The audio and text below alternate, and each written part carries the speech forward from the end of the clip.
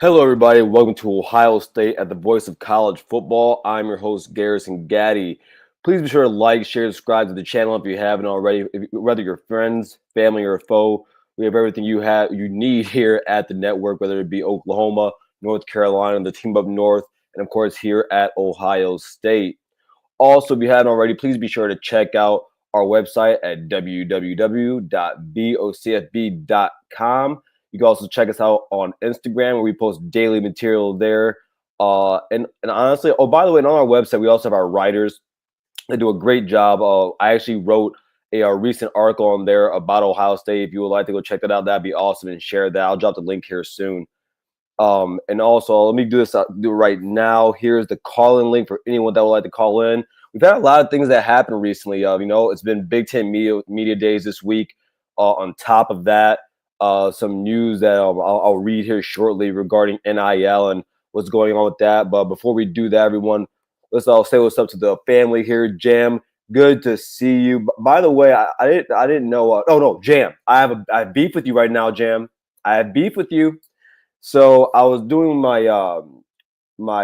yearly purge of following people on X, and I noticed, Jam, that you don't follow me, and that breaks my heart.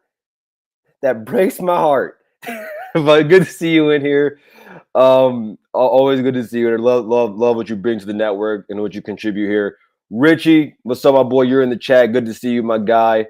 Burks, as always, good to see you. One of the greatest alliances in the rivalry, if not the best one. Rod, thank you for coming in here today. Nice to see you. By the way, what's the weather like where you guys are? It's 91 degrees right now in Michigan. Man, like I saw this one photo.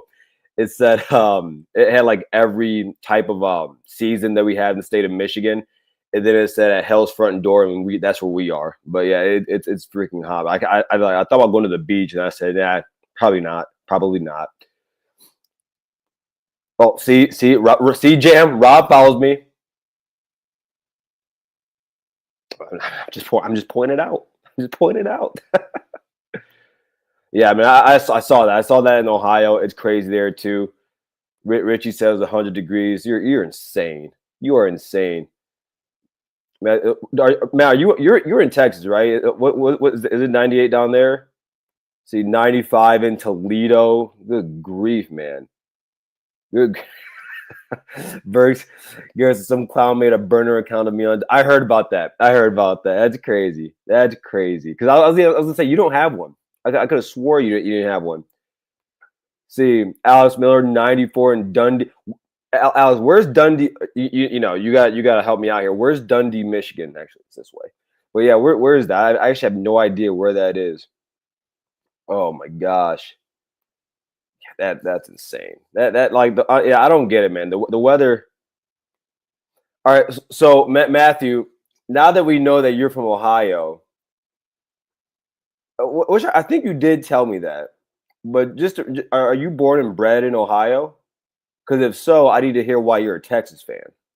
Well, shout out to Evie. Good to see you win here. Said, God bless, bro. Thank you. Same to you, man. God bless you too. Have a great show. We truly appreciate you, man. Thank you for contributing to the network, man, and the show. Awesome, Evie. Thank you. I know you're hardly ever here because I'm not sure if you're busy or not, but I truly appreciate you contributing here, man. As I said, you guys are a fan. You guys are my family out here. We're all Buckeyes. But truly appreciate what you guys bring here. Of course, like I said, the Voice of College Football is not just me; it's you guys too. And this is your show just as much as it is mine. So thank you guys. Let's see. Oh, wait. No, but Matthew, I want to know if you're from Ohio. That's what I need to know, and then I need to hear why you're a Texas fan. Matter of fact, I would prefer you just call up here and tell me, since you are part of the network. See, James was born in Michigan and live in Toledo. Went to Ohio State. Yeah. So like, I'm just like you. I am Michigan born and bred. Don't get me wrong. I do like being from the state because I love living here. But yeah, my dad went to Ohio State. When I came out of the womb, I had no choice, and I'm happy I had no choice. I mean, truth be told, I was born at the right time to be a Buckeye. So Yeah, like that's awesome. So yeah, Matthews is born and raised in Ohio. The '04 Rose Bowl made me a Texas fan. So the 2002 national championship could make you a Buckeye fan? I guess, man, if you say so, but I understand that. Well, you know what? If you're telling me that the reason you are a Texas fan is because you guys beat the team up north, I'm okay with that. You know what? Good job, Matt. Good job. Good job. But so I want to read this to you guys. Um, this comes, we all thought there was going to be some change to the NIL just recently. Especially me. I was really hoping that the foundation was going to be back. And it still could be. There's nothing that's set in stone right now in college football. And by the way, everybody, again, the call-in link is in the chat if you would like to call up. And also, you don't just have to call in and ask questions. And honestly, we can talk about anything. You can make the subject up today. It's your show. So please be sure to make. I just want to let you guys know that this is your guys' day to talk about what you want to talk about, not just me. So but I want to talk about this. Some news came out today. Pete Nakos reported this. The president Donald Trump, he weighed in here on the on NIL and signed an executive order. So I want to read this to you guys, or read this with you all. Really interesting stuff here. Here we go. So reads here, President Donald Trump signed an executive order relating to college sports, and again by Pete Nakos. If you don't, great journalist. You should go follow him on X from On3. He does great work, really good work. It says here, President Donald Trump signed an executive order on Thursday that will prohibit third-party pay-for-play payments and directs the Secretary of Labor and National Labor Relations Board to clarify that athletics are amateurs and not employees. The White House announced titled "Save College Sports," which I find hilarious. That's quite a corny name. But I do think it's an appropriate name. It's just a little cheesy. The executive order delivers on multiple items for which the NCAA has recently lobbied Congress. Well, with that right there, I will say this: when it comes to prohibit third-party pay-for-play, so that would be. And I asked Grok earlier, so that would be anyone trying to actually outside the university. It's that simple. Outside the university, no one can give pay for players, whether that be like the Foundation for Ohio State, whether that be donors, etc. Your local car company. It prohibits all of that. But with it all, you know what? Here, I'll bring it. I'll finish reading this, and then I'll actually read what Grok said, because when I sent the question to it, it gave a great response. Or because I don't know if Grok is a guy or girl, so. But it says let's scroll down here. It says the NCAA and Power 5 leaders have long pursued congressional action on Capitol Hill, most recently with the introduction of the SCORE Act in the House. The executive order prohibits third-party pay-for-play payments, but does not apply to legitimate, fair market value compensation that a third party provides to an athlete, such as for a brand endorsement, according to the White House release. It is unknown what entity will have the authority to enforce the prohibition of the third-party pay-for-play. I don't know why they keep saying they should just say third-party. Not critiquing you, Pete, but payments included in Trump's executive order. An executive order streamlines some of the top items on the NCAA's wish list. The order requires the preservation and, where possible, expansion of opportunities for scholarships in collegiate athletic compensation in women's and non-revenue sports. Now, non-revenue sports being like Ohio State's pistol and rifle team. The NCAA is making positive changes for student athletes and confronting many challenges facing college sports by mandating health and wellness benefits and guaranteeing scholarships. But there are some threats to college sports that federal legislation can effectively address, and the association advocating with student athletes and their schools for bipartisan solution with Congress and administration. The NCAA president Charlie Baker said in a statement, "The association appreciates the Trump administration's focus on life-changing opportunities college sports provides millions of young people, and we look forward to working with student athletes, a bipartisan coalition in Congress, and the Trump administration to enhance college sports for years to come." So yeah, and then I'm gonna read this, and we're gonna bring up our first caller. Let me see if I can find this here. 1 second. And Tim, I see you down there, buddy. I'm gonna bring you up here in short order.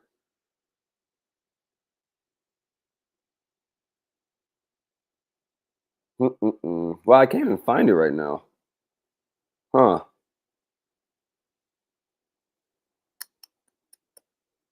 Well, looks like I can't find it right now. But yeah, but I do think though that this is I don't think this is bad. Okay, now nothing is set in stone. There's a lot of things that could change, a lot of things that could happen, and a lot of things that might not happen. But I do think that it does. I do like the fact that it protects the other sports in the athletic department. Again, like such as like volleyball, uh, the pistol and rifle team. You know, some teams have their row team. Some schools have sailing teams. Like I do think that's important. I do think that's important. You know, as someone that played collegiate sports, has a lot of family members that play collegiate sports. I do think it's important to again save college sports, as this executive order is called. And again, I have no problem with it. Now, do I think that uh, in full, do I think that the government or the president should be weighing in on things like this? No, but I do believe that if it's a positive thing, you know, then some people, you know, they're gonna be upset just for the simple fact of the messenger, but not really pay attention to the message. But I do think that there's a lot of positives to this, and I do think that when it comes to an NIL, it makes sure that these are legitimate deals being done. Because again, what you don't want happening are the young men and women being screwed over. Again, these are young children, man, and yeah, they have agents, but agents don't always look out for the best interests of them, of the student athletes. So before we get going here with our first caller, see, we'll go through some of these.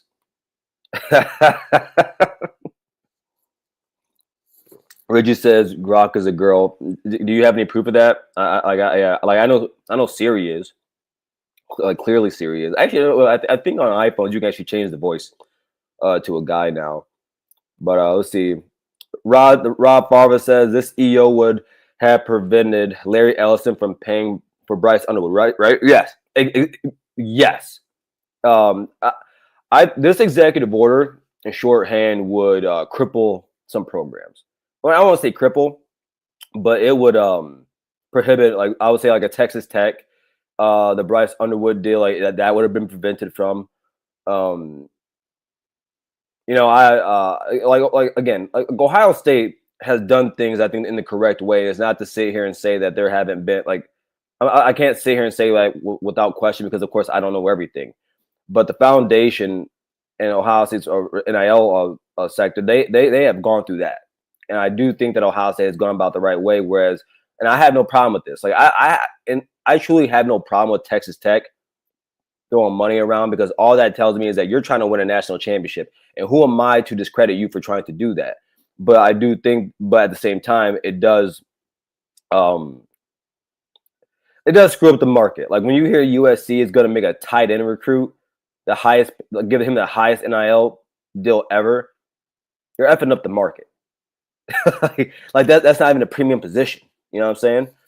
So yeah. I don't know, but again, like I'm not against or for anything. I think there's a lot. I think that there's a lot of ways to go about it. Matthew Miller says if this is the case, 70% of all players are going to have checks bounce. It depends.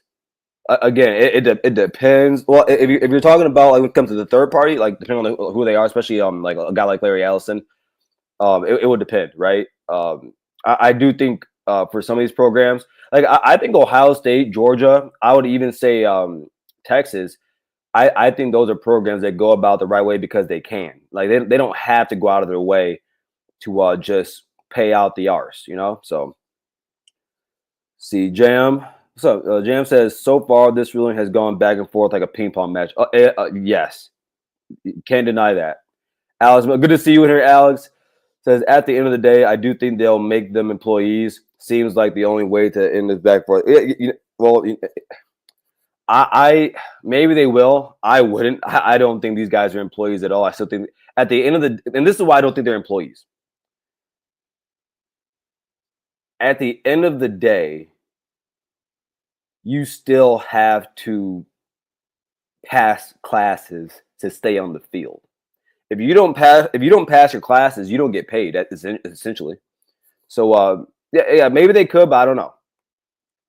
Got breaking news: Caden, he's a freak, isn't coming back for 5 months. What, Burke? How come? It's impossible to enforce it. First off, Abdul, what's going on? Someone said that to me earlier. I don't believe that. I don't. And the reason I don't think it's impossible to enforce is because it would be like this. Before NIL, people were hanging out, passing money out, right, in paper bags. I believe 99% of the programs were doing that. I mean, heck, I play for a D2 school, and I think that our best players getting paid. So, like, there's that, right? They still enforced it though. If you got caught, because it's not so much about enforcing; it's about if you get caught, you're gonna get screwed. So I think that's the way you enforce it. But it will be hard. I'm not denying that it is hard, Abdul. Okay. Maddie, I'm trying to be a mentor. Yeah, I heard that, man, and good for you. Honestly, I don't think there's anything wrong with being a good person. Richie says, yeah, she's a girl. Twitter rolling out the male version, and we're talking. Suggests Glock a girl. Okay, I got you, bro. I got you.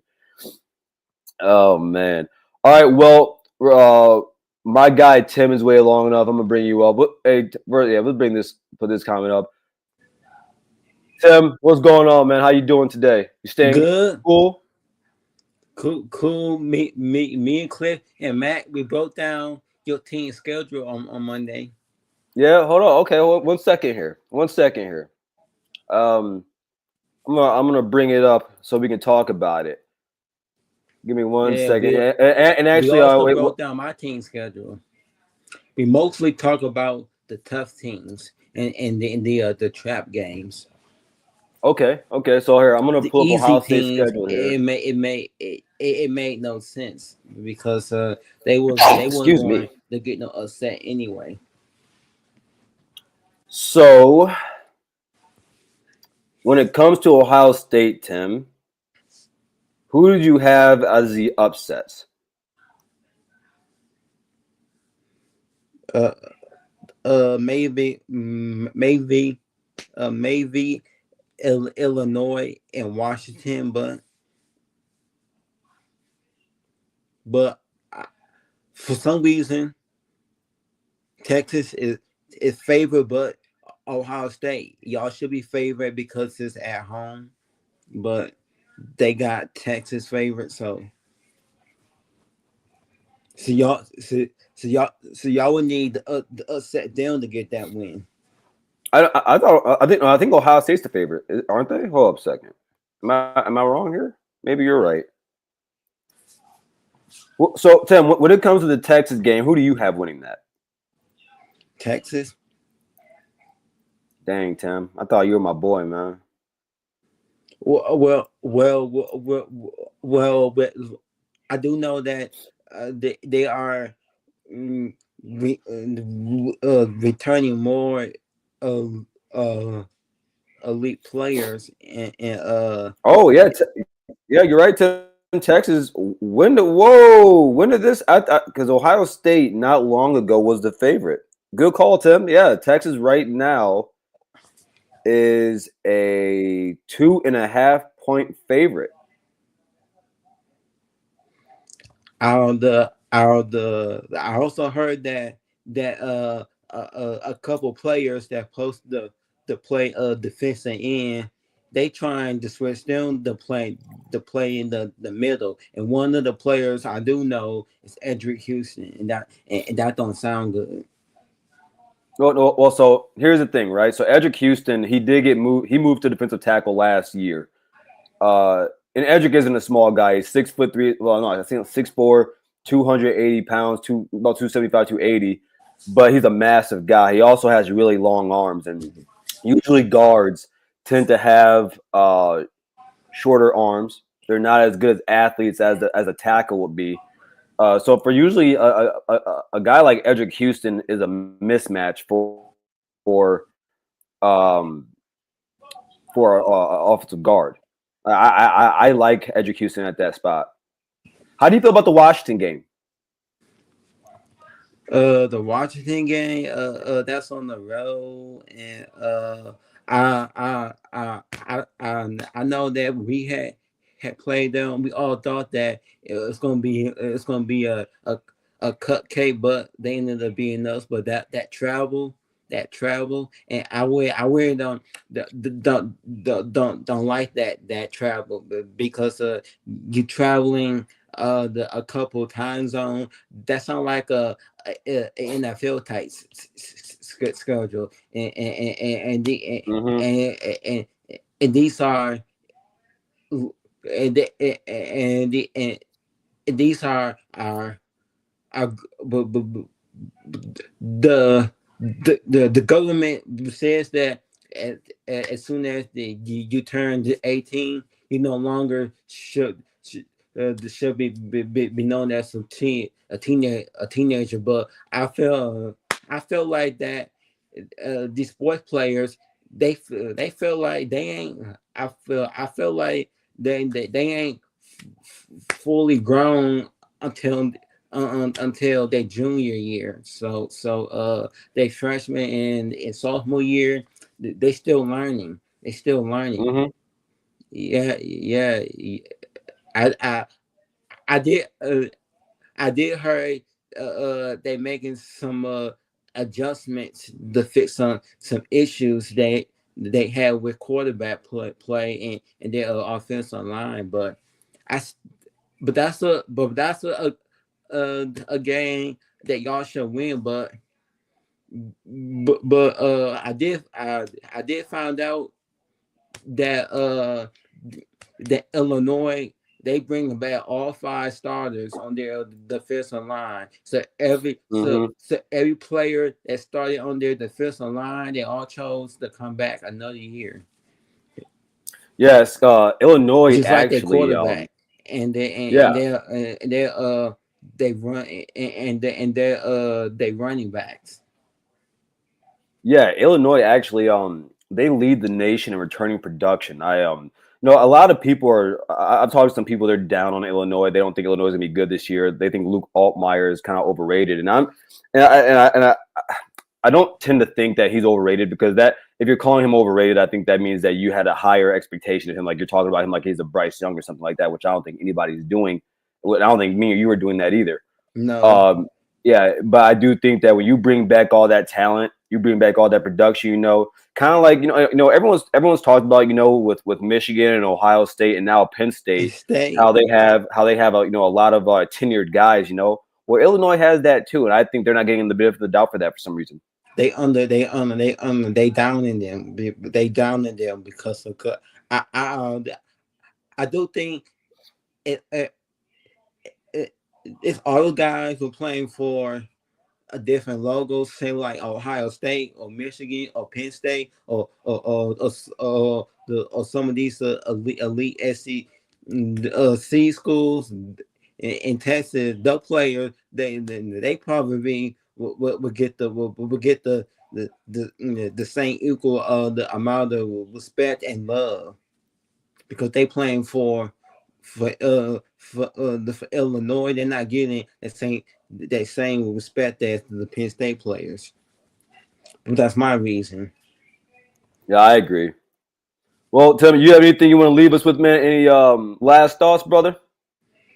Enjoy the season and somehow you make it to 11 and 11-0, an hour before the big house. That tell me that y'all grinded, do a gauntlet schedule, and y'all might win it again. But we have to see. Yeah, I agree, man. I agree. Because Sam made a video the some of his the subscribers think that this year Ohio State the team can be like the next 2019 the LSU, and I don't think that because because of all of the players that y'all lost on defense, including your whole the defensive line. I would I really don't think that y'all could do that, and that 2019 the LU team,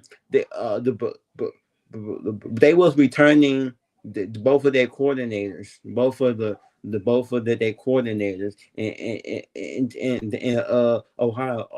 Ohio State, but real, but really, y'all kind of returning one, but the reason why nobody is counting him because the when he was the play caller in 23, Ryan Day, he had to take the playbook from the wide receiver coach. So Right? Oh, I feel you, man. and, Well, and that's Tim. probably why that he hired Chip.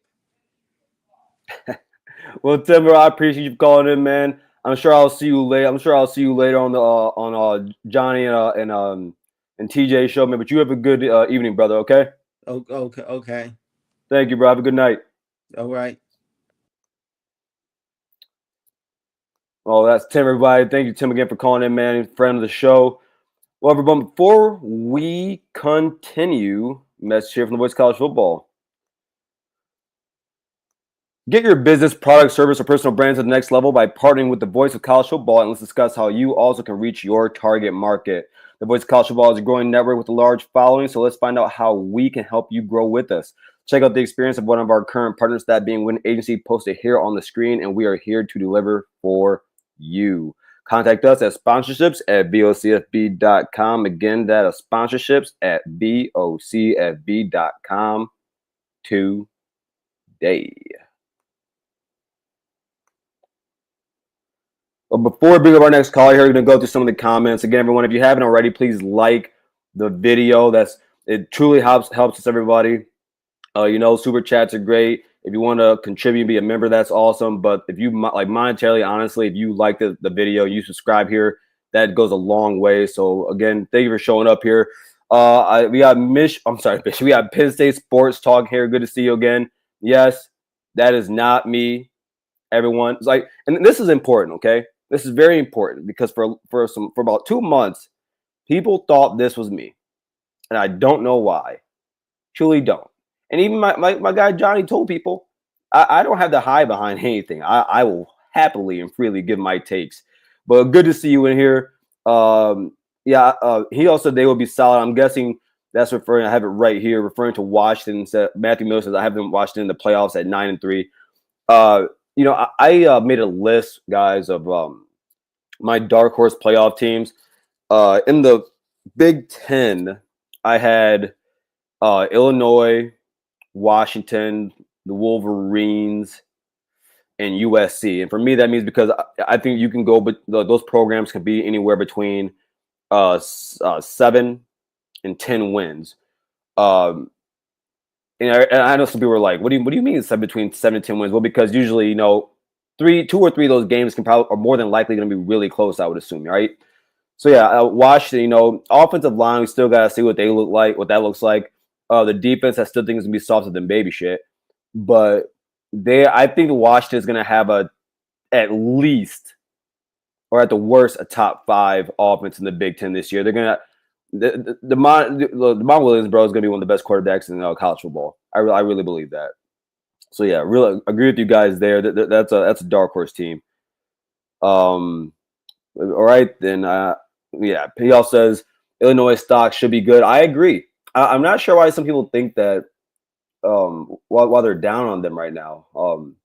Again, when you bring back that much production, especially in the Big Ten, that goes a long way. I think in college football in general, that goes a long way. So yeah, I agree with you on that right there. What do you say? Any Michigan fan on Voice College Football who actually thinks that Garrison or hides a Penn State buys dumb. I agree. I could never be a Penn State bot. If anything, I would be a Rutgers bot. You know, I would pick a trash team, a trash program. But let's bring our next caller here. It says stereotypical Buckeye. Kate, is that you? No, it's not. Caden? Did you call me Caden? Okay, I saw a K. I'm joking. Bro, like, first off, can you hear me all right? Yeah, I can hear you perfectly. What's going on? Okay, but man, you gotta start the call off by saying that. Come on. All right. Surprise, it is me. So I wanted to start off with a quick question. What do you think is going to be the harder game, Texas or Penn State?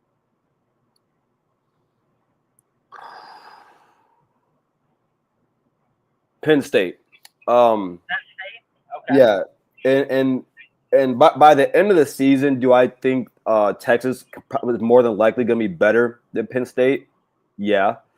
But the reason I say Penn State is because one, it's a few games later in the season, so Texas is not going to be what they are even mid-season to what they're going to be in week one. Like the week one Texas is going to be the worst, barring injury, is going to be the worst Texas you see. Like the same way I believe for Ohio State, it's going to be the worst Ohio State you see all season, right?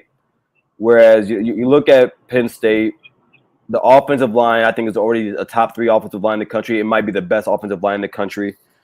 Drew Aller, I think, is one of the most underrated quarterbacks of the last few years. I'm not sitting here, and I'm not sitting here saying that he hasn't had things to work on, but I do believe that he has had, and everything is relevant. But when it comes to like the top programs, I think that he has had one of the worst wide receiver units in college football.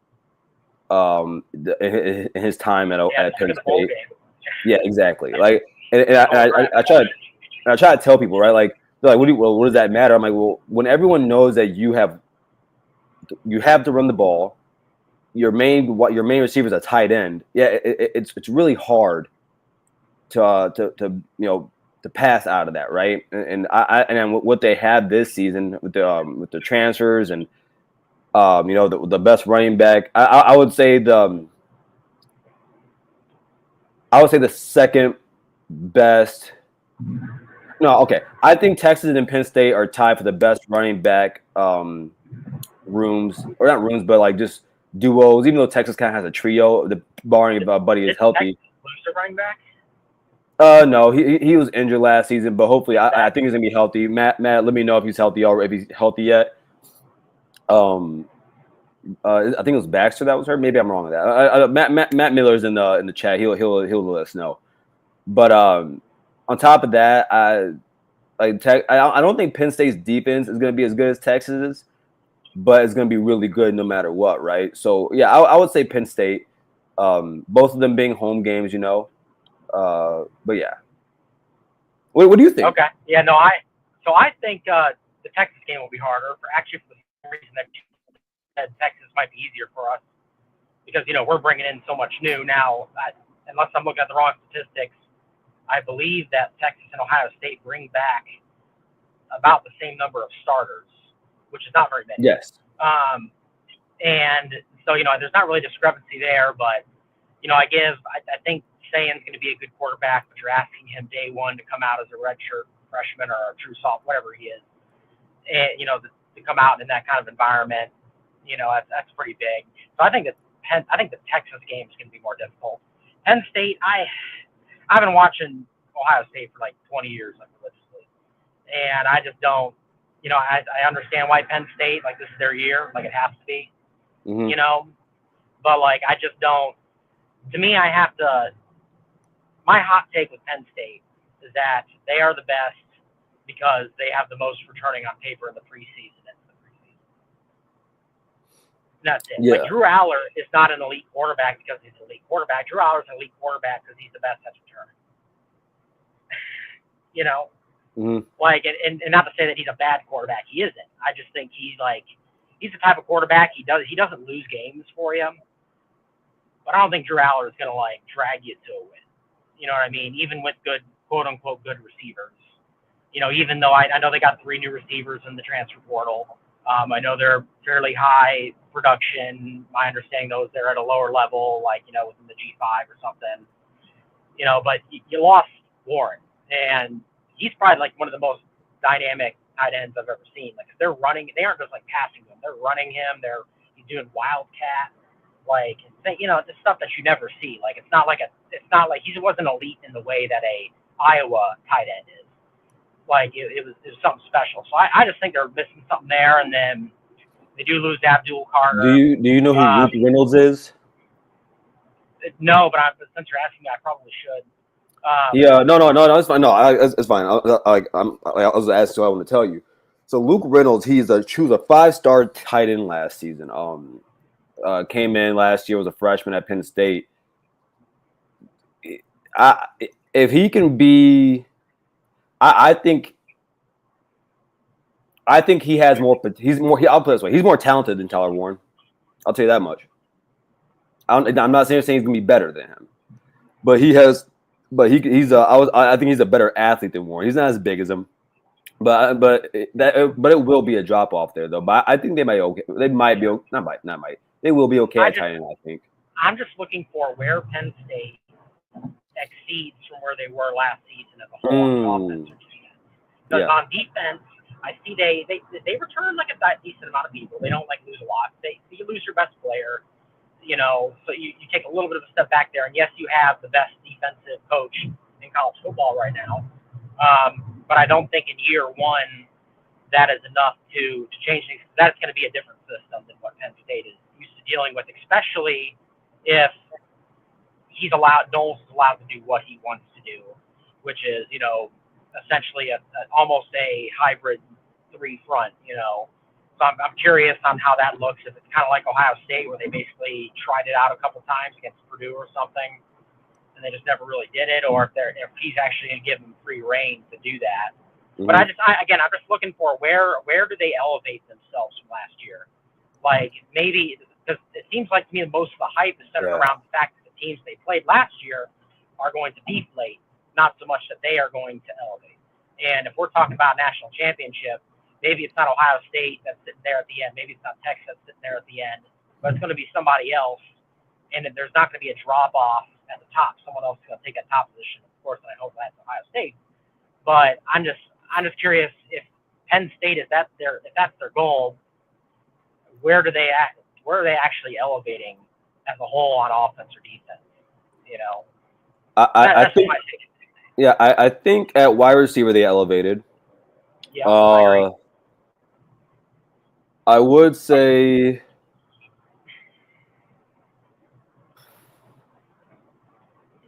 O-line is the same essentially. Okay, you consider that elevated if your return experience on the O-line is elevated. Yeah. I mean, actually, I'll take that. Yeah, but outside of that, no. But outside of that, you do raise a great point. And that's why I do think their defense does tail off a little bit this year. And on top of that, I think what gets lost in this also is that Jim Knowles usually, when he goes somewhere, the first season is never his best season. Now, it's not to say that he doesn't have success, but his defense is very complicated to learn. So I am interested to see how they adjust to that. Like, they had a defensive coordinator. The defensive coordinator wasn't their issue, you know, and defense wasn't their issue. So it's like, what does Jim Knowles do other than basically just be where you're at in his first year? Like, I think that's what you hope for. But yeah, where do they elevate? And maybe it's the receivers. Maybe it's the receivers and their offensive line is good, and maybe I'll take that. And then you're saying the offense elevates, and then it throws away my whole point entirely, right? So, okay. No, man, I was just curious because I hear a lot of talk about Penn State, but I always feel like the Texas game, that's actually the real challenge this year. Like, I'm maybe I'm just the Ohio State fan, the stereotypical one, sitting here, wondering. No, you the stereotypical Ohio I'm State not. fan? Who knows? No, I'm kidding. No, I'm kidding. No, no, it is. I'm just saying. Like, I feel like it's gonna be a Texas game with it being that early, and it doesn't really matter. Like, we could lose to Penn State and Texas and still make the playoff. I think Penn State is like probably the most locked team for a playoff this year. Just looking at their schedule, I mean, the only game I see them losing is potentially to us. So I mean, that's an easy playoff, right? Big Ten championship, potential first round bye. So, no, man, that's good. But that's all I really came to talk about. But I appreciate your time. Oh man, Brian, appreciate yours. Call man, call back next week, man. Love talking to you. I like those questions. All right, man. Thanks. All right, you have a good night and stay cool. All right, that was a stereotypical Buckeye. That's a great name, actually. I wish I came up with that. But again, everyone, before we get to our next caller here, please be sure to like, share, and subscribe to the channel if you haven't already. Again, please hit that like button. Also, if you would like to listen to us just on the audio, if you ever missed the show, we are on all platforms. It'll be Spotify, Apple, and etc. So yeah, make sure to do that. Also, hit that Amazon link in the description. Please do. Before we move on, let's look at some of the comments here. Matthew Miller says James Franklin will be in prison next.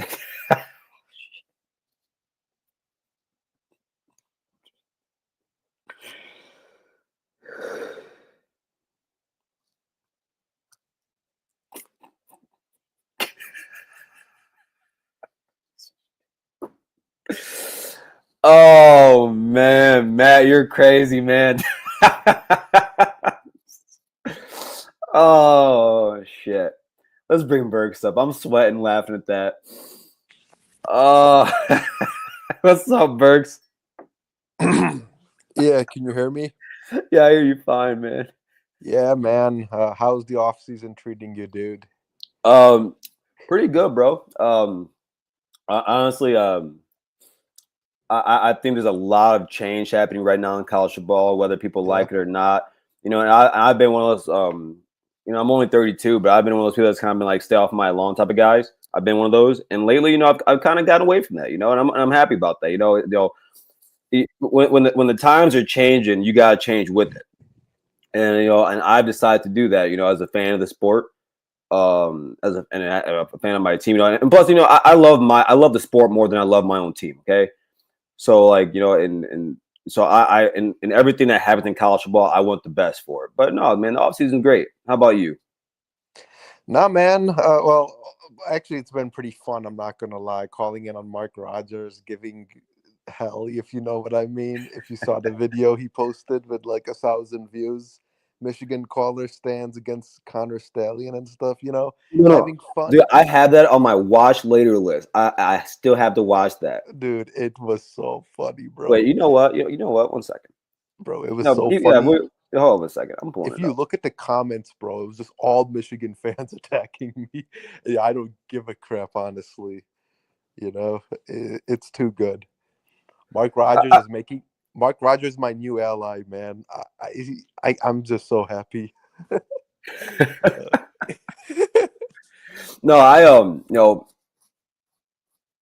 oh shoot, sorry about that, Bergs. That was an accident. Sorry about that. You're good. No, man. When it comes to that whole thing, right? And you know me, Bergs. I'm not a hammer guy, right? Never been that, never will be.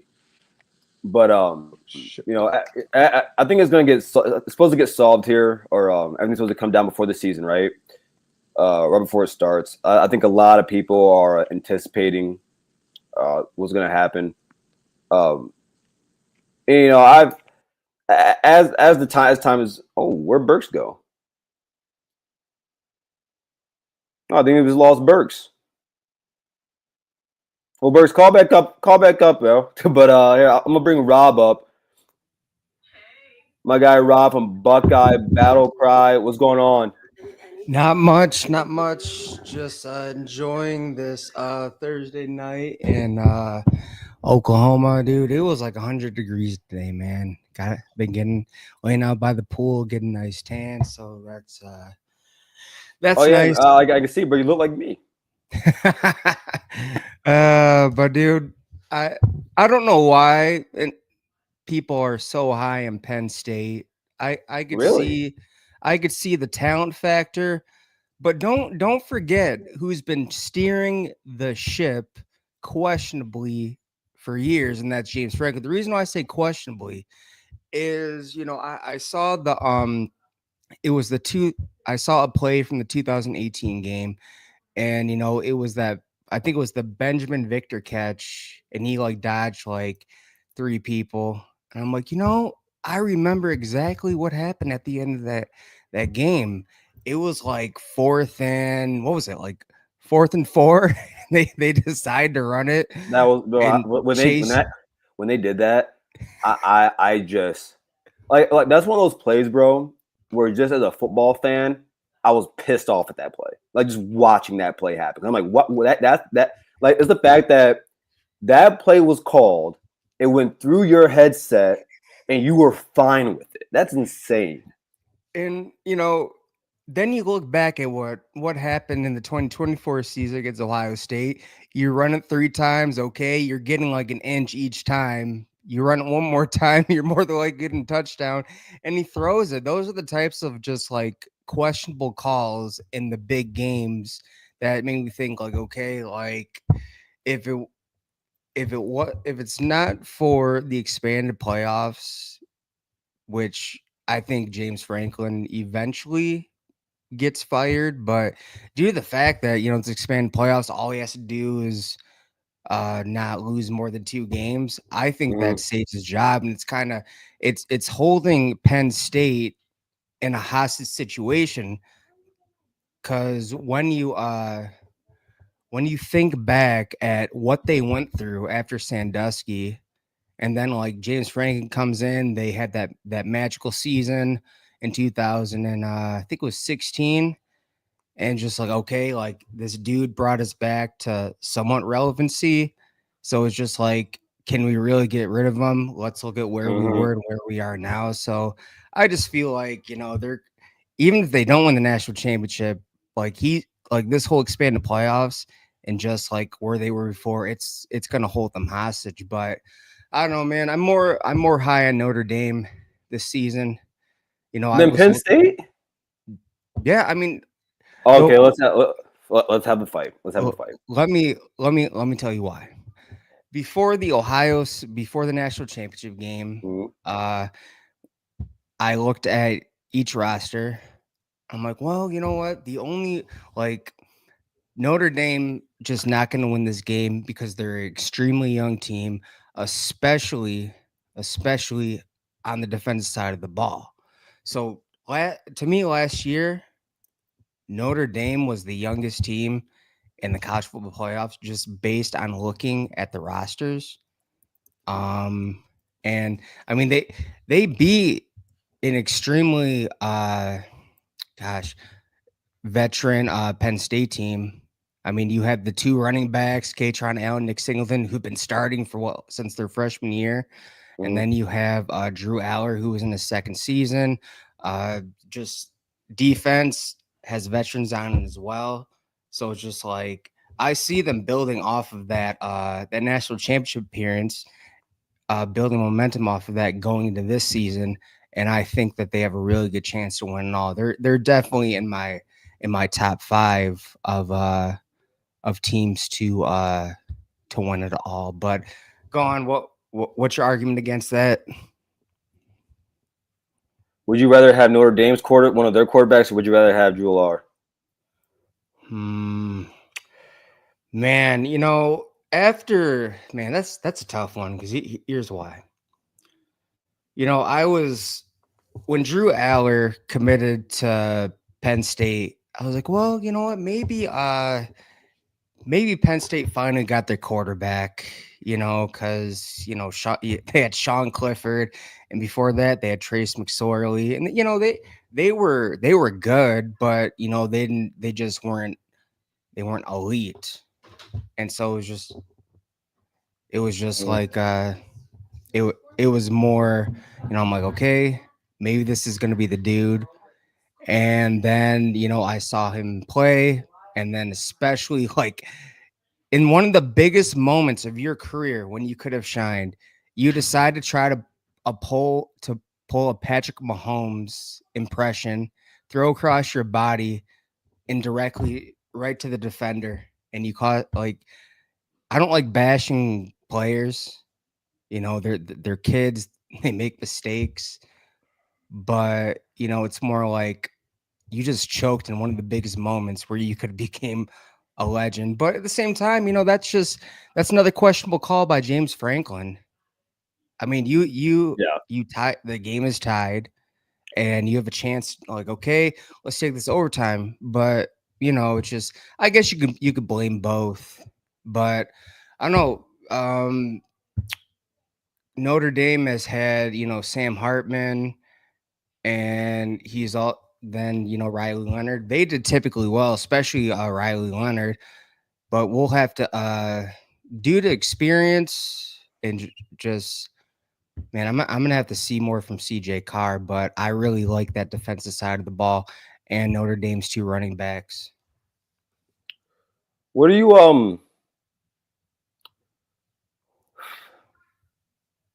I mean, I guess for me, when it comes to Penn State, man, I just think that when you look at their wide receiver, I mean, don't get me wrong, like Notre Dame has great house, but I do believe, like, as an overall room, I do have more confidence in Penn State, even though we still have to see it. And also, man, I mean, like, we've seen Drew have some, like, we've seen these elite flashes out of Drew, which is why I have him where I have him. That pass he had against Oregon, where he has the guy draped on him, and he sidearms it like 20 yards into the end zone and double coverage and splits the guys. I don't know. I have a lot of confidence in Drew. I've been a Drew Lock truther, bro. Like I wanted him out of high school. I wanted him to be a Buckeye. Um, and maybe, and you know what? Maybe I'm treating him like I did with Ryan Day, where I hold his hand through the fire. But but whenever I do it, I'm usually falling on the right side of history. So I'm hoping I am here too, except in the Ohio State game. I hope he crack his noggin open. But but no, but I do understand what you mean though. I could understand. Like Notre Dame, I also do have in my list of teams I think can win a national championship. I would have Notre Dame, Penn State, Clemson, who I have winning the national championship, Texas. I have Clemson. I have Clemson. In my mind, I think by the end of the year, you're talking Clemson or Texas winning the national championship. Just because I have a lot of confidence in Texas, especially towards the end of the year. I think that's where we're going to see what they really look like. LSU, man, for Georgia, I gotta see the quarterback. But I think that for Georgia, their quarterback just has to be good. He doesn't have to be great, just good. Bama, I've lightened up on Bama. And then, am I missing somebody? Oregon. So yeah, Yeah, yeah. I was thinking Oregon as well. I mean, they're always gonna be up there for me. But man, you bring up Clemson, dude. One thing, like, dude, I thought Clemson was gonna be like the next like big thing. And I was really that recruiting class with Miles Murphy and Brian Breese is just Mm-hmm. like the fact that they didn't get at least one or two national championships out of that highly touted recruiting class they were in. I think it was what top 5.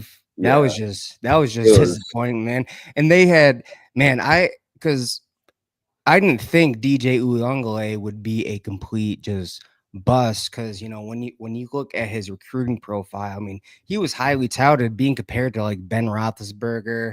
I mean, if you watch what is that QB1 Under the Lights, he and he played at St. John Bosco. He took the spot of a quarterback who was a senior who had led that team to state championship.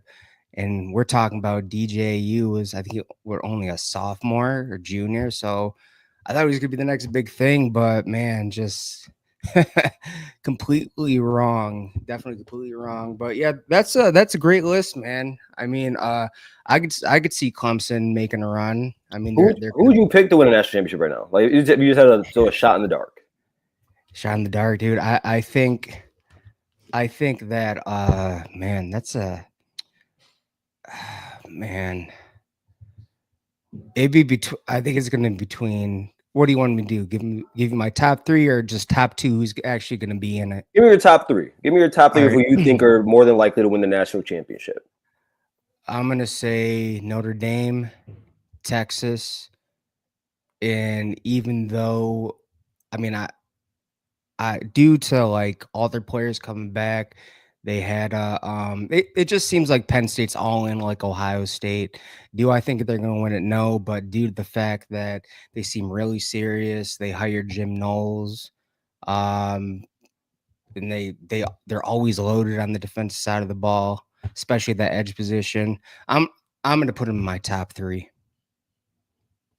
Okay, I'm not mad at So that. yeah. I'm not mad at that. I'll put in my top three. But another thing, I know you've more than got to get your next caller, man. I'm But I'm extending it, so we're all good. I just, dude, I just had to call someone out. Go ahead.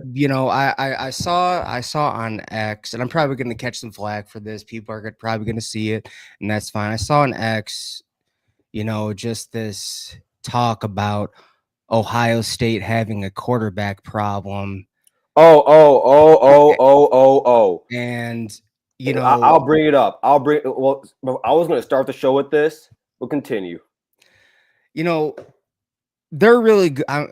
They're really good at what they do.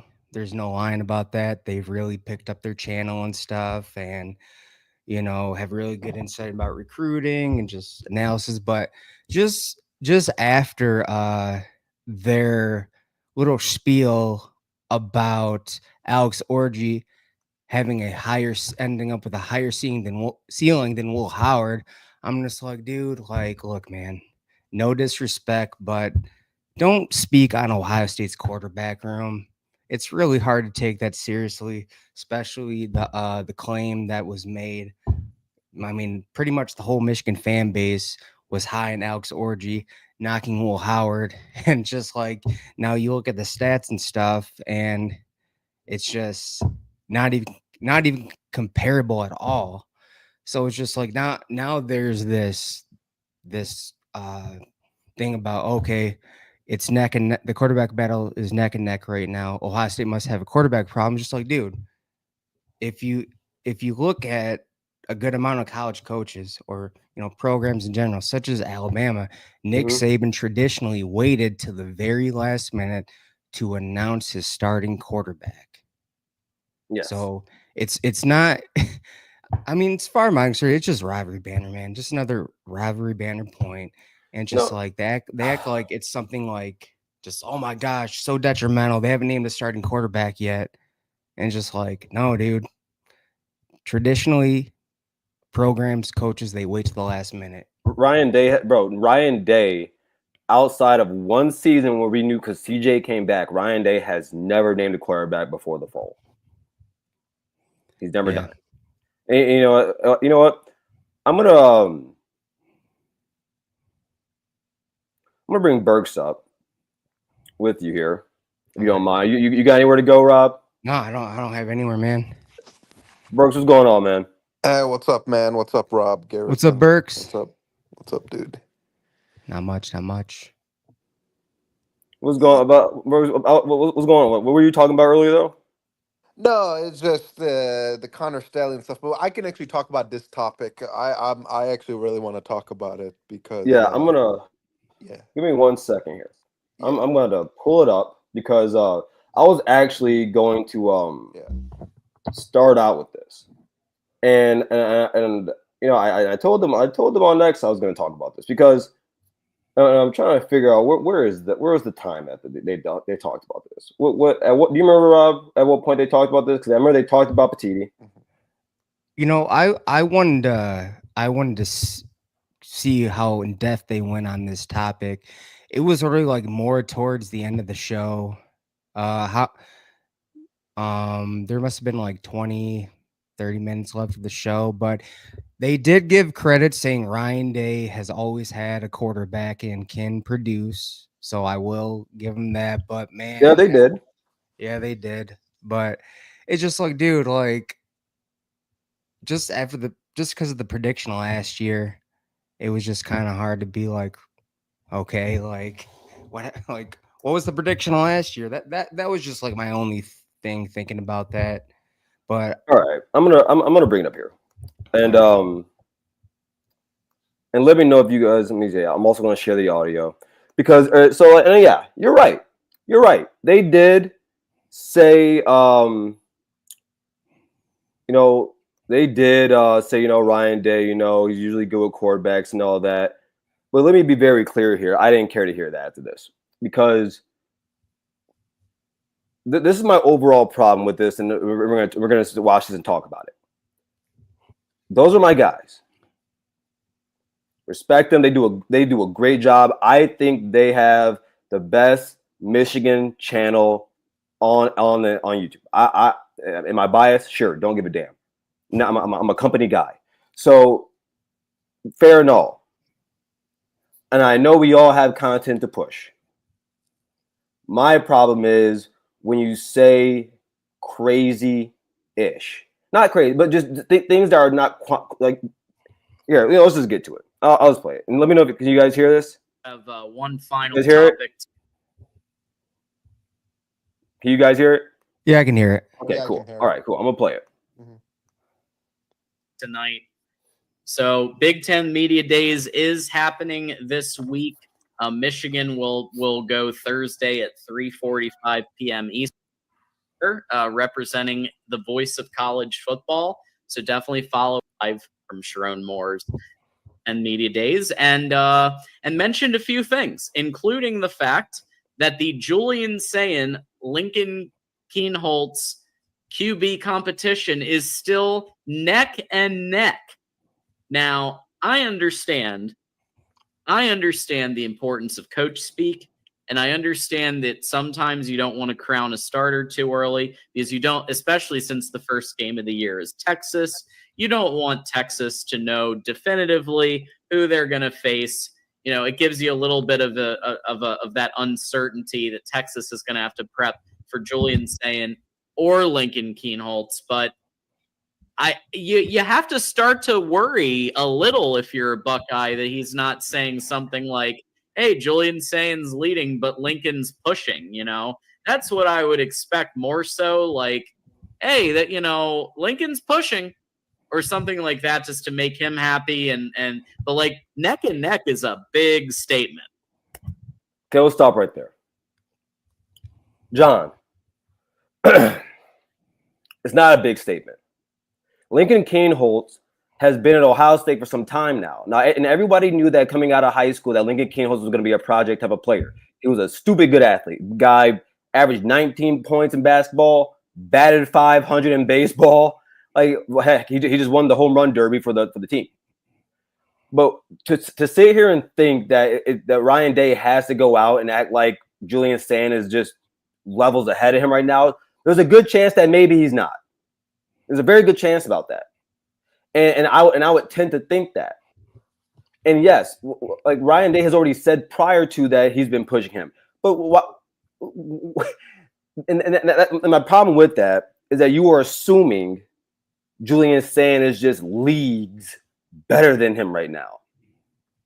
There's a good chance that he's not, and I would tend to think that he's not leagues better than him. He's not a better athlete than Lincoln, and that's something Lincoln has in his back pocket. And we don't know what Lincoln has looked like in the spring. We saw him in the spring game. He had a slow start, but towards the end of the game, he picked it up. He's been a leader in the program. The team has already said, like, and usually you don't want a QB battle, but guys on the team have said they love both of them, respect both of them. In the QB room, it's a healthy battle. That's what you need, a healthy competition. What do you guys think about that? What he just said? Oh man, all I gotta say is if you tune, I went to the spring game. I pretty much had front row seats, and I'm gonna point you to the spring game to look at Julian Sayin's reps and Lincoln Kienholz reps, and you'll see that it wasn't announced, but if you go watch the tape, you could see that Julian Sand has separated himself in this quarterback battle. And just because Ryan Day is not going to announce it doesn't mean, it's all doom and gloom and, Columbus. So I don't know, man. It's not factual that, there could be quarterback trouble. Because again, Oh, no, we're not done here. We're not done watching yet. Okay. Bruce, what do you think? Yeah, no, it's a sore loser take in my opinion. Listen, I hate sore loser takes. I called them out on my Michigan fan base, even Ohio State. Listen, dude, Julian Sand is an Elite 11 winner for a reason. This guy is amazing. All right, Jeremiah Smith just said he can make every type of throw. They weren't doing this with Alex Orji in the offseason, were they? No, they weren't. And Mhm. the thing is that this guy Julian Sand, I expect big things. He's an Elite 11 winner, a 5-star. It's just a sore loser take, and you need to understand Lincoln Keynotes. I did follow his recruiting. He is a really special talent from South Dakota. Many actually thought like he could, be a legit Ohio State QB. And I'll let you know right now, dude. The OSU QB room is much better than the Michigan QB room. So the fact that TJ and John said this, it's crazy. But hey, what do you expect, man? They support Connor Stallions and think he's some god. So yeah. They do. No, oh, wait, Rob. I will say, Burks brought up Elite 11. Yeah. Quarterbacks who have won Elite 11 traditionally go on to have great college careers. And, I will say this, they're more than likely looking at, in terms of Julian Sand, because I've seen a lot of Julian Sand bashing from the Michigan fan base. They're more than likely looking at the Alabama comments that were made when he left, when Nick Saban retired, because the same thing happened when Caleb Downs left. They were bashing him left and right, saying, I hope I wish you the worst. So it's just like, you can't, if they're looking at those takes, you can't really look at those. I think just the fact he got a Jeremiah Smith endorsement is just another him trending towards he's going to be the starting quarterback, or else he would have said that about Lincoln Keenholz. Mm-hmm. Let's continue here. Yeah, I think my microphone just messed up, John. But yeah, neck and neck is an interesting statement. Let me see. Is my microphone sound off, John? It sounds. All right. It just said it switched my webcam, but sounds fine. Anyways, yeah, it's interesting to hear what because here's what's interesting about it, John. The Ohio State Buckeyes, they get these quarterback commits and they think they got the next guy, right? Mm. Well, Buckeyes, looks like you're in a quarterback competition this offseason, and we're going to be getting all the leaks and tweets come out of Buckeye camp, and maybe, just maybe, there's a chink in the armor at Ohio State. Maybe they don't. I'm going to pause this real quick. When the hell did having a quarterback battle mean you have a chink in the armor? When the hell did that mean that? I don't know how. I don't know how the hell TJ came up with that thought. I don't know what went through his head that made him think having a quarterback battle is a chink in the armor. But no, let's continue. Have, dare I say, a quarterback even as good as Kyle McCord? Uh-oh. People are talking. I'm just kidding. I just made that up. But I'm maybe, wasn't it, who was the player? Was it Bobby Carpenter who said he was at camp, he saw the quarterbacks play, and there was days where he felt they had a really good guy, and there was days he questioned who was even in the room. Something along those lines. I paraphrase the shit out of it. But at the end of the day, John, is it possible Ohio State has a quarterback problem? Uh-oh. Sucks to suck, bitch. We don't. All I gotta say is they said the same thing last season with Will Howard, how he's going to be trash. Yep. They went off this master spreadsheet statistics, whatever database they used, and they said, well, you know what? He had under 65 completion rate at Kansas State. It's over for him, and just like he blew away expectations. So they said the same thing last season, and just shows that Ryan Day does not have a problem with quarterbacks. And going off the Kyle McCord thing, Kyle McCord's not a bad, like, dude, I'm not going to go out and say he's this terrible quarterback. Mhm. No, he didn't have the mental edge like Will Howard did at Ohio State. He went out there, the lights were too bright. And, I even looked at the stats, dude. Trayvon Henderson carried him for like the second half of the year, especially that Wisconsin game.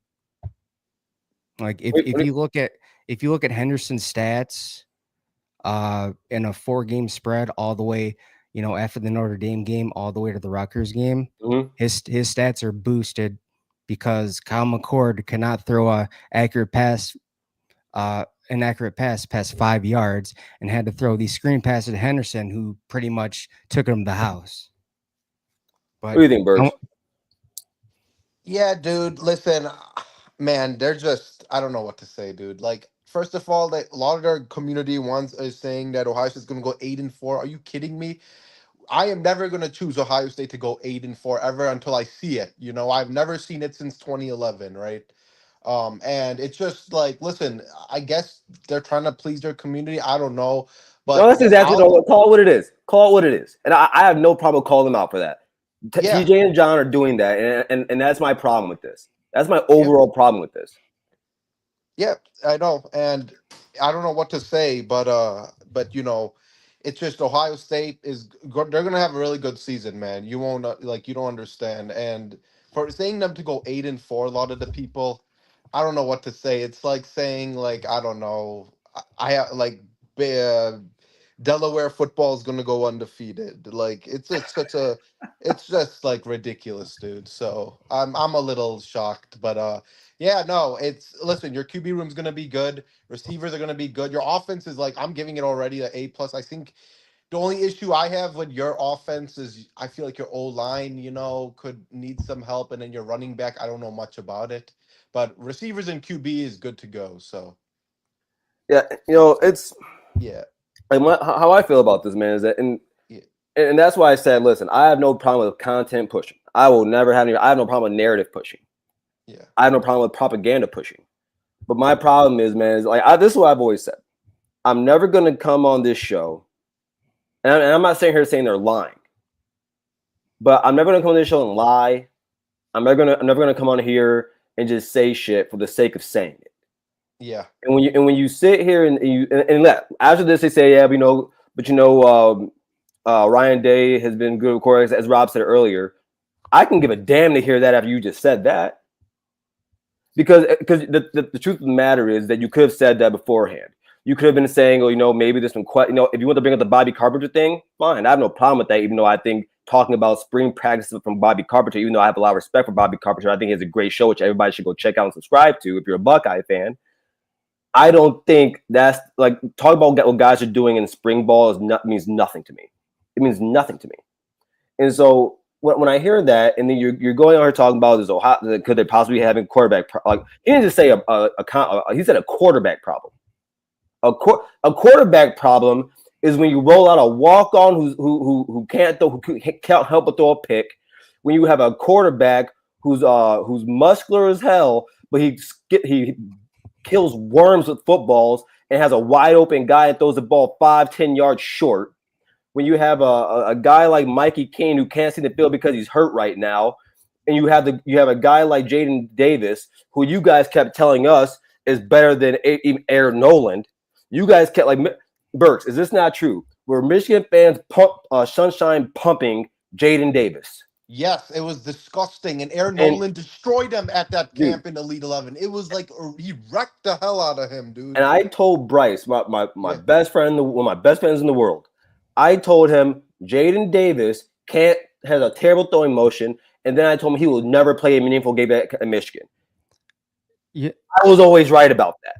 Holland, right. Good job, man. EJ Holland he nailed it. EJ Holland. If you go, so the one thing I kept track of Jaden Davis, and something that Peter and I noticed is, he was highly ranked at first. He was the number one player in his class. As the recruiting cycle closed out, he dropped a lot, dude. And I mean like 40, 50 spots or so, maybe even more. So, it's kind of like what happened there. And Peter and I, we went to that spring game. He's not anything special. No, He's not going to see the field. he And I won't be just there wanna- next year. I just want to say, I try to be the fan that's never biased, always, like kind of like Darren talks ball, I always tell what I think is happening. I don't be like, Mhm. I'm a Michigan fan, I'm gonna hype all the players. They're a much better team, Ohio State. No, they're not. All right. Ohio State just has more talent right now. And I do not see Underwood having better stats than Julian Sayin and other people because he's just a true freshman. I was at the spring game, man. The receivers were complete trash. I'm sorry to say it, but we weren't playing Donovan McCulley, and Anthony Simpson wasn't playing. So we'll see. But like I said, man, I just try to be. I don't ever try to be biased when making predictions. So when people ask, okay, why are you so pro Ohio State? I'm like, no, I'm telling the truth.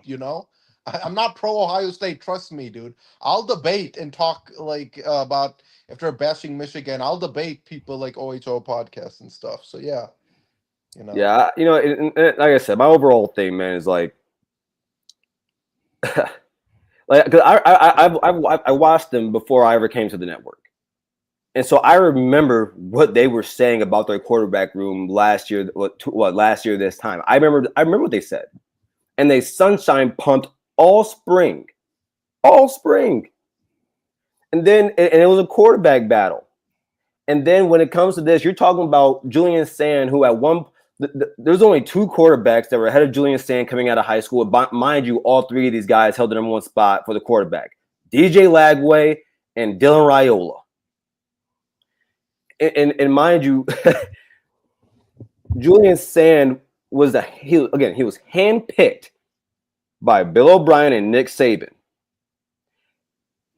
Then when he left, he asked Ryan Day if he had room for him. It wasn't like Ohio State went out of their way to go get Julian Sand. And so, it just amazes me how they came on there and said that, and then try to come around on the backside of it and say, well, Ryan Day's been good with quarterbacks. No. Stay on that bullshit you said before.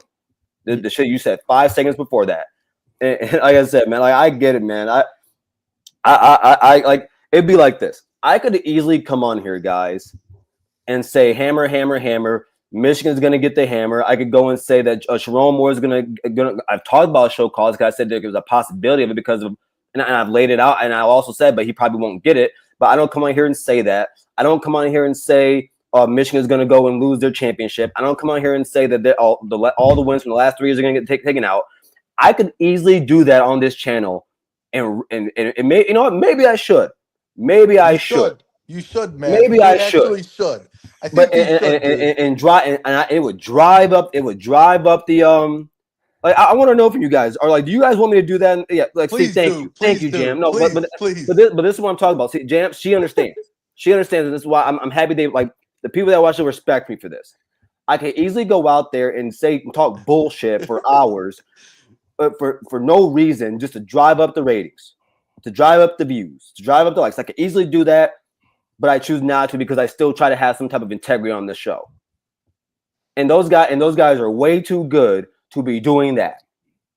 Too good. Because they're too smart to be doing that. They know good and damn well Ohio State's not going to have a quarterback problem. They know good and damn well. And, here's the other thing with Julian saying, I mean, you brought up, Bill O'Brien and Nick Saban picked him. Here's my theory on why, he ended up choosing Ohio State. So back when Jalen Hurts got benched for Tua Tagovailoa, but he came back one more year, he was good because he's a great teammate, and he even came in the SEC championship game and helped them prevail over Georgia. And then, this is just what I heard. I'm pretty sure it was a video online. Jalen Hurts asked Nick Saban, hey, like, I'm going to transfer what is the best system that will work out for me and I'll thrive in. And I guarantee you the same thing happened with Julian Sand. I'm pretty sure Nick Saban pointed Julian Sand towards Ohio State. Yes. That's exactly what happened. And so that's what I'm saying, man. First off, what's going on, Cliff? He says, don't mind me. I'm just advanced scouting guy. That's my guy. If you get everyone, if you haven't already on Cliff, and it's some Mac. They're over. They have Big Ten team rivalry. Go check them out. But I'll be there. I'll be there this year too. They do great work over there. But and that, like I said, that's my whole point, man. Just you can't look again. TJ and John are my guys. I talk to TJ on a weekly on the phone. But guys, you don't have to go on there on your show and talk BS and sit here and say Ohio State has a quarterback problem. That there's a chink in Rob. I'm still baffled by that comment from TJ that having a quarterback battle is a chink in the armor. You guys, like, if he had said having a quarterback battle, again, no one wants a quarterback battle. No coach, no fan wants a quarterback battle. You know, I mean, wait a minute. Wasn't this after the 2021 season? Didn't Michigan have a quarterback battle? Yes, the first 2 or 3 Yes. games of the season. And I don't think TJ will go out here and say that was a chink in the armor. He wouldn't say that. I know he wouldn't say that. Garrison, do you remember after Justin Fields left, like in 2020, people were like, "Oh yeah, Ohio State's going to be so bad." Well, guess what? They reloaded. C.J. Stroud picked it up where it was at 2021. Like, that's the problem, dude. It's like you have to see. I just cannot take these sore loser takes. I'm sorry to say it. Like, Well, I know. Well, I think like I'm going to say this, guys, and I actually got to end here. But I'm going to say this. I want you guys to give your final thoughts. Yeah. I do think that it gets in a crawl of Wolverine fans that, they win the Big Ten 3 years in a row. They beat Ohio State 3 years in a row. They win a national championship. They come in this season. They suck. They still beat Ohio State at Ohio State, probably one of their worst teams ever. And it still didn't stop them from getting a championship the year after they did it. And I think it gets in the crawl of a lot of those Wolverine fans. But you guys want to give your final thoughts here? And then we'll end the show. Don't let Michigan fans tell you that Ohio State winning national championship doesn't bother them, because if it didn't bother them, they wouldn't even bother going on all these different podcasts and just talking about Ohio State was going to lose to Tennessee, then Oregon, then Texas, and Notre Dame is built like Michigan. They're going to lose to Notre Dame. And just such biased takes. And so just like if it didn't bother them, they wouldn't have gone out of their way to do all that stuff. And the whole just showing up unannounced on podcasts and social media saying 13-10 paper champs in order to beat the champ. In order to be the champ, you got to beat the champ. Just stuff like that, man. It's just like, or your national championship doesn't matter. Or the expand playoffs. I will say this because this is the Michigan man mantra. This is just what Michigan does. You're technically more of one than they are, but so this is what will happen if they're in the same situation, and let's say they lose to Ohio State, but they get in the playoffs. They go on to win the national championship. They're going to say it was the best thing ever and nobody does it better than us. They're going to forget about what they said because they did the same thing with NIL. Mm-hmm. So here, I'm going to read this to you real quick because I found this completely hilarious. Today, Derek Moore, he said, it's not a real win if y'all ain't beat us. Talking about the championship. I'm going to congratulate them on their win. What? So you're gonna congratulate us about a win that you said doesn't exist? That's ass backwards. And then he said, but this year it's gonna be different. If this year is gonna be different from last year, that means you guys are winning the game. Yeah, I didn't. Well, I continued on that interview, and just he went on to say, but. You got to give credit where credit's basically got to give credit where credit's due.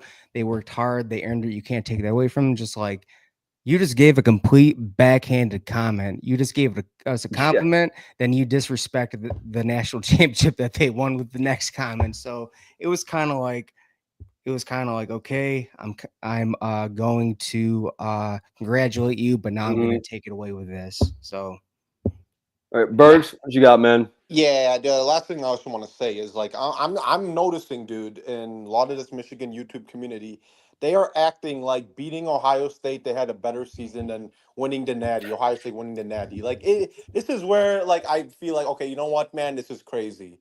Like you guys won a Natty in one of I'm not gonna lie, it was an amazing run what you guys did in the playoffs, and I'm not even trying to be like a pro Buckeye dude. I just cannot. You just cannot come and tell me that Michigan had a better season. We didn't even make the playoffs and we were 8-5. Like these are the takes that really drove me nuts to the Michigan YouTube community to the point where I was like, you know what, man, screw it, dude. And Yeah, I feel you. like, yeah, it was just like I just kind of left because I don't like these takes and stuff, you know. And I'm telling any Michigan fan watching this, man, if you want to join me, join in becoming a true Michigan fan, a one who has all the values, everything, knows that like does everything the right way, you join me. All right, Burks the Wolverine. Just hit me up. All right. You know, and I'll say, Bergs, Yeah. and whenever I have the conversation, like when I've been in lives when they talk about you, I try, and they get mad because they're saying he went up against the grain or he's talking shit about our shows. I'm like, well, guys, But Joey, I tell them I think you're missing the point of what he's actually getting to, right? He's talking about how, because as we talked about Burks, what happened with me on that channel and on one of on multiple other shows, and how they'll like Rob, they'll let someone say some of the most egregious things to me, right? And then God forbid I say make a joke, they get upset, right? yeah. But and then there's that and just crazy takes and not checking it. I have no problem with checking my fan base. Everyone knows that. I make no bones about it. But yeah, and so I get it, man, and you know, See, there it is, 1310. yeah, and There it it's is. fine. And There, by the way, there you have it. everybody, I just want to real quick shout out to Doreen right now in the chat. By the way, guys, you can catch her and Minnie on Sundays at I always forget. I swear it's 9 o'clock. It's 9 o'clock. 9 o'clock for the ladies of Voice College Football. Her made awesome show. And if I'm wrong, Posh is definitely gonna let me know. But make sure to check that out. It's really really awesome show. It's what I love about the channel is that people get to voice their opinions about their teams. And by the way, it's not an Ohio State thing. It's all college football. Thank you, Doreen. Yes, 9 p.m. So be able to go there and check it out. Different type of show than what everyone else does. It's awesome. So yeah, do that. But sorry, Rob, what were you saying? I was gonna say, don't know if Cliff's still here, but shout out to him. He helped. He put together Buckeyes Battle Cry intro video. So shout out to him. It's gonna be great when we do lives, and trying to cut it down so we can maybe put it in the beginning of one of our videos. So yeah. Hey, Clip, that's actually hilarious because Burks, that is a little bit of the Michigan arrogance coming out of you. That's true. He's right. Yeah. All right. Well, guys, I appreciate you too. Of course, you guys are friends of the show. Always welcome to call in. I'll talk to you guys soon. definitely. All Take right. care. Later, man. Take care, man. Later. Appreciate it. Well, everybody, again, thank you again for being part of the show, being here tonight with me. Again, if you haven't already, please like, share, subscribe to the channel. Again, if you'd like to become a member during the season, I have a few interviews I'm in the works right now that I'm trying to bring to you guys. So, and I think those right there, I think I won't just make that for members. I'm going to make that for everybody to see because I do think it's important that you guys get that content, and I really want to be able to bring that to you. So I'm going to make it free for all. But yeah, again, love you guys, and thank you for being here. Again, be here on Monday at 7 p.m. for Ohio State Primetime Live. It's going to be a great show. There's a lot of things to talk about, and I'm sure there's going to be more things on the way. So again, and as always, OHIO.